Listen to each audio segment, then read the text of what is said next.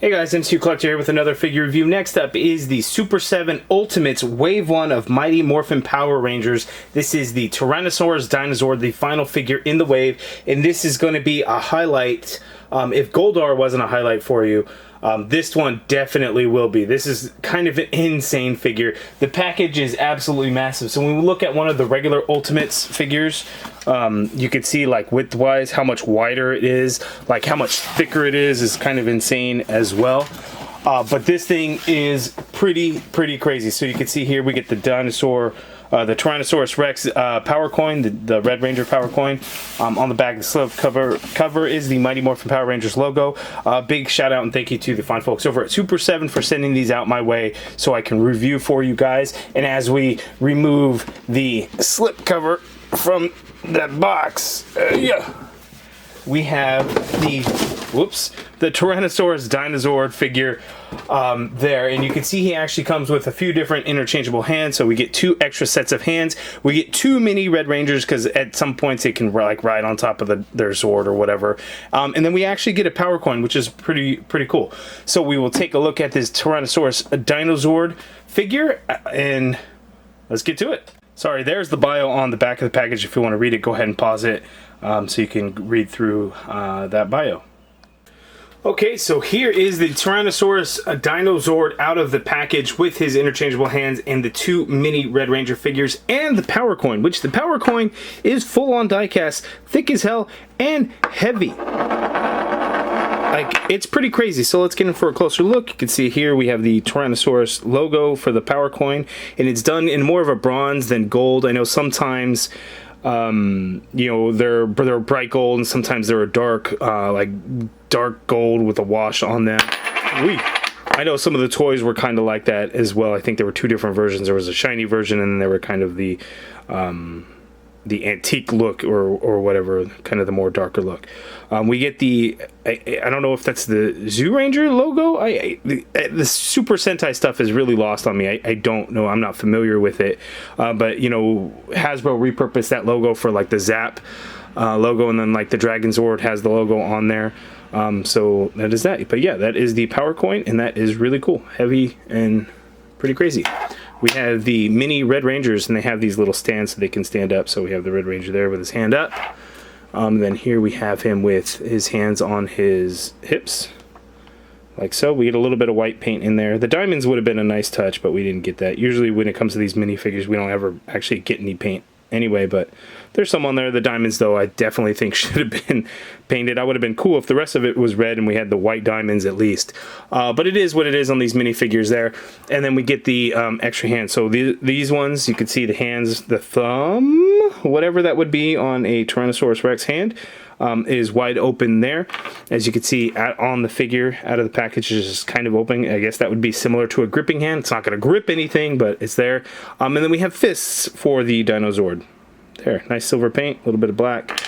They are all hinged. They all have the horizontal hinge on all of the hands, by the way. So now let's go ahead and take a closer look at the Tyrannosaurus Dinozord, and he is pretty damn impressive because you can see he has an articulated tail. There's articulated knees, ankles, hands, elbows, shoulders, neck, mouth, just kind of crazy stuff, and it becomes super long because his tail gets in the way. So let me readjust here so we can take a better look at the Tyrannosaurus Dinozord. Okay, so here we go with a closer look, and you can see the details in the line work and everything, the panel lining of the figure. We have the articulated lower jaw, nice silver paint throughout, blue for the eyes, and then when you open the jaw, you actually see like those cannons there. You don't see like the Megazord head or anything like that. This does not transform, so that's not something that we're gonna see. But that is nice that we have that articulated jaw. The head has lots of articulation in there, and then the neck piece can actually swivel around. But nice silver paint, a little bit of yellow and red in there. We got some green. But yeah, all looks really good throughout. Look at the detail there, the silver panel lining on the back, throughout the tail. On his legs, we get some black panel lining type on the shins. I guess those would be shins. And big ass dinosaur feet. But yeah, it looks pretty awesome. Ooh, shit, I didn't even notice that. There was a swivel there even better. So all kinds of crazy articulation that I really have to go through and take a look. But this thing is incredible. It is very heavy too. This thing is solid. I don't, you know, I'm sure some of these parts in here are going to be hollow, but like the legs are completely solid. It's pretty crazy how like big and bulky this guy is. And then to think that they base these figures off of a person in a suit. So like, you know, from a practicality standpoint, you can really see how someone could be in a suit for this figure, but that's why it's so bulky. You know, there's no possible way to make a Dinozord like this that, you know, is going to end up transforming, because I will show, I guess we can go ahead and do that now. So I have the Zap Tyrannosaurus Dinozord here. The reason why I brought this one out is because my Zap Megazord is actually with the Dragon Zord in battle mode, so I didn't want to take it apart and do all that to show any other comparisons. So here we have the two. So we have the Super7 and the Hasbro Tyrannosaurus Dinozord, and just like to do a figure like the Dinozord that actually combines and transforms and things. Obviously, certain sacrifices in the sculpt and design have to be made. Whereas here on Super7, when you have one that's not going to combine or transform or anything, and you could do it based off of a person in a suit, like the Tyrannosaurus Dinozord was actually fighting by itself a lot of the times. You know, you can make something that's a little bit more detailed and more screen accurate. Whereas the Hasbro one, you know, it's anorexic Dinozord. Just doesn't look nearly as good. You know, the head is really small, but the body is really small and skinny, and the arms are short. So with Super7, it makes a huge difference in there. And then I'm trying to think of like the soul of Chogokin. I don't think that one was all skinny and stuff. It was a lot shorter, and definitely looked better than this Hasbro one, but it isn't going to have the bulk that the Super7 one has. And so just to kind of show you guys how the Red Ranger would be chilling up on the top of the Dinozord, I guess it would be like that. It always seemed really dangerous for any of the Rangers to do that, because they could fall off and they're so high up because these things are so massively huge, right? But be careful, it's just going to fall right off because it's not balanced all that much. And the more I think about this one, this is kind of the one where it's like, I call upon the dinosaur powers, or whatever the actual quote is that they say. So yeah, so now let's go ahead and zoom out for the Tyrannosaurus Dinozord's articulation. Okay, so there's a lot here, so we'll have to look. We'll have to go through it best that we can. So looking down, you can do that. Looking up, you can do that. There is a swivel on that head there, and then again we have the articulated jaw, as you can see there. This neck piece does swivel around, so when you get like the Tyrannosaurus like this, if you swivel that around and then swivel the head around, you can actually get him like more, looking up a lot more. So if you get it into like a certain type of running pose, that actually works out a lot better. That was something that we discovered at Power Morphicon.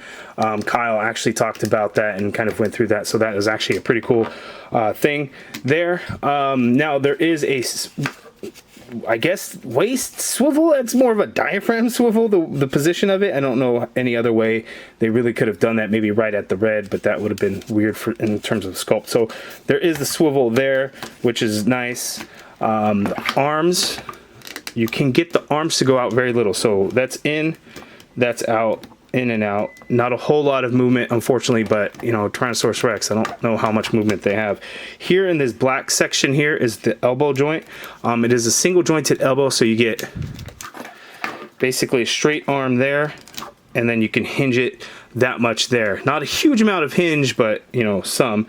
The wrist though hinges like an insane amount, so that's kind of all the way up, that's all the way down. So that is actually really, really good. The hips, so you can see the hips, this is as far out as they can go. This is as far in as they can go, and that's because they're kind of, feet are kind of hitting each other there.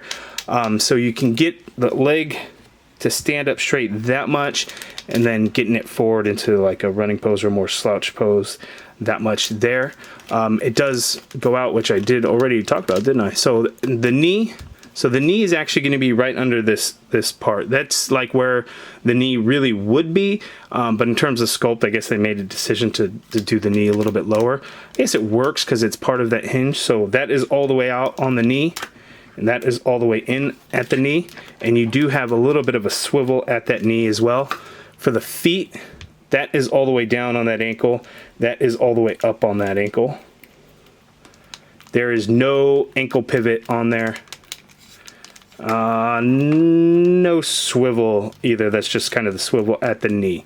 The tail. So the tail doesn't have any articulation until here, but then each one of these points has a different articulation. So it is on a ball joint, no hinge, so you can move that tail around like so. You can move this portion of the tail around like so. You can move this portion of the tail around like so, this one, and this one. So all these different points, 1, 2, 3, 4, 5 points of articulation on that tail alone. So you can get it to bend down, bend up, you can get it to go off to the side, the other side. So that is pretty good range of motion on that tail. So I'm really excited for the Dragonzord tail because we'll probably get something a little bit similar. Would be nice if we can get a little bit more of a curl on that drill tail for the Dragonzord, but you know, I think this gives us a good idea of what to expect with that Dragonzord tail when it comes. So there is the Tyrannosaurus Dinozord. I think this is absolutely epic. This thing is freaking insane. There's no way we're gonna get a Tyrannosaurus Dinozord like this from any other toy company, in my opinion. Maybe I'm wrong. Maybe another company will come out and do something for just the Tyrannosaurus, but this thing is pretty damn impressive, pretty incredible. I love the silver paint. The red looks good, but the silver really does pop and stand out. So now let's see the Tyrannosaurus Dinozord next to the other Super 7 figures. So here is all of Wave 1 of the Super 7 Ultimates Mighty Morphin Power Rangers. The Tyrannosaurus Dinozord is my favorite figure of the bunch. Goldar is second. The Green Ranger will be third for me. Yellow Ranger being number 4. And Putty Patroller being at the bottom of the list. Just because I'm not the biggest army builder guy. You know, putties are cool, but they're not better than the Rangers, right? But the Dinozord is absolutely impressive. I can't wait for the Dragonzord that's going to be coming out. I can't wait for the Megazord that's going to be coming out. And you know there has to be a Tigerzord, a white Tigerzord in Warrior mode that's going to be coming. I can't imagine that there's not. I foresee Super 7 doing stuff like the Dragonzord in battle mode, or the Thunder Megazord, or the Thunder Megazord and White Tigerzord combined, whatever that was called. I don't even remember. The Thunder White Tigerzord?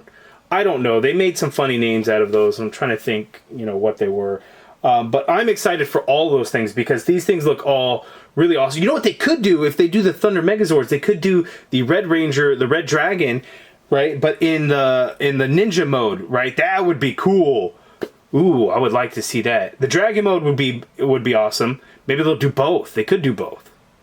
I don't know. That would be really cool. It's exciting to think of what they could do when it comes to these Zords, because these things are just absolutely incredible and impressive. The really awesome thing is the Tyrannosaurus Dinozord scales really well with Goldar, as you can see here. So if you have Goldar when he's all big and stuff, you can actually have these two fighting, and that works. How many times, you know, how often has it been that we get a Zord that lines up and scales with one of the villains? It pretty much never happens, like ever, right? So now we actually have something that would actually scale well with each other, so that actually works out pretty nicely in my opinion. But that is the Wave 1 of the Super 7 Ultimates. Judging off the comments, a lot of you guys have mixed reactions to them. I think they actually look really good. I know there's limitations in terms of the articulation, but Super 7, none of their figures have like the double jointed elbows and knees and things like that we would see with Hasbro figures and things like that. So I never expected those to see those. The accessories are pretty darn cool, but Goldar is absolutely impressive, and the Tyrannosaurus Dinozord is on another level, and I'm extremely happy to have it.